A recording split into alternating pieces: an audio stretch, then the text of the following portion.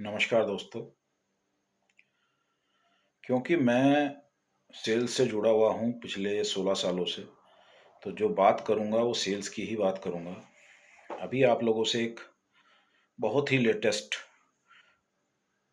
जो मेरे अभी जीवन में एक सेल्स में एक नया अध्याय जुड़ा है, या कहूँगा कि एक मुझे जो सीखने को मिला है, वो आज आप लोगों से साझा करना चाह रहा हूँ। क्या हुआ, कुछ दिन पहले मैं अपने घर से किसी कारणवश, क्योंकि मेरे पास वाहन की उपलब्धता नहीं थी, तो मैंने ई रिक्शा वाले को हाथ दिया। जैसे ही मैंने ई रिक्शा वाले को बुलाया, ई रिक्शा वाले ने कहा, साहब कहाँ चले, कहाँ चलिएगा। मैंने बोला, साहब मुझे ऑफिस तक जाना है, और जो यहाँ से अभी 3 किलोमीटर दूर है।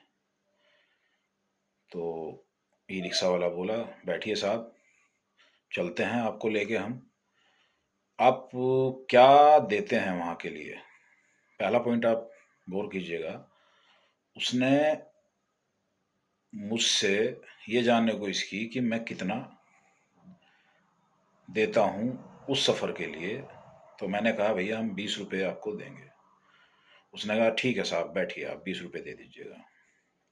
अब हम चल रहे हैं। मैं सिर्फ अकेला उस ई रिक्शा में बैठा हुआ था।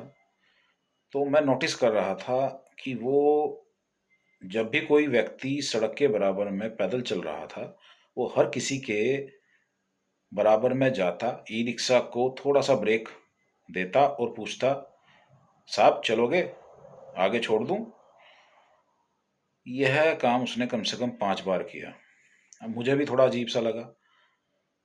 मैं उससे बोला, अरे भाई ये नहीं जाएंगे, आप चलो, आगे बढ़ो। तो वो मुझे क्या बोलता है, वो बोलता है, साहब मैं सुबह से शाम तक रिक्शा चलाता हूँ, और ये मेरा काम है, ये मेरा काम है, और मैं इस तरीके से ही जो मेरी सवारी है उसको हमेशा पूछता हूँ। और मेरा कन्वर्जन जो है इसमें, अगर मैं 10 आदमियों से ऐसे इस तरीके से पूछता हूँ कि चलोगे क्या, चलोगे क्या, तो उसमें से 2 या 3 सवारी मेरे पास जरूर आ जाती हैं।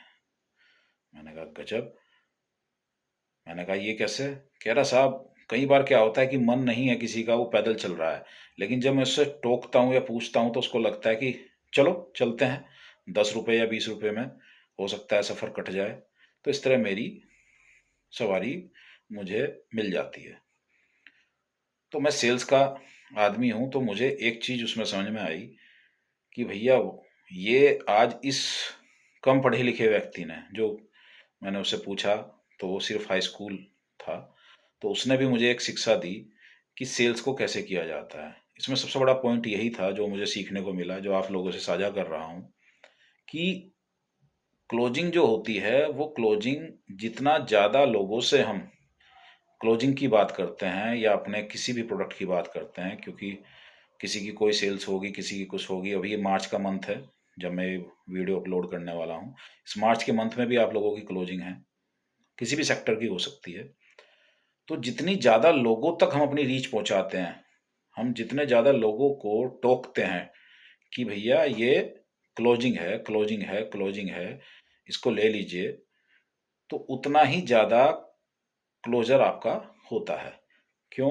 अगर हम किसी से बात ही नहीं कर रहे, जब उसी का कन्वर्जन 10 में से 2 व्यक्ति उसकी रिक्शा में बैठ जाते हैं जिनका मन भी नहीं होता, तो बहुत बड़ा एक अ, सीख है, बहुत बड़ी सीख है जो हमें ये लेनी चाहिए कि कम से कम हमें रोज 10 लोगों को ये टोकना चाहिए, ये बताना चाहिए, अपना प्लान बताना चाहिए, अपना प्रोडक्ट डिस्कस करना चाहिए। क्यों? क्योंकि क्या पता किसी के मन में कब आ जाए कि नहीं, ले लेना चाहिए।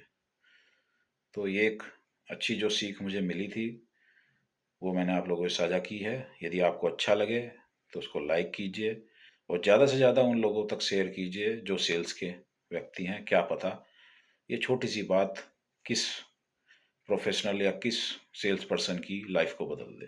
धन्यवाद।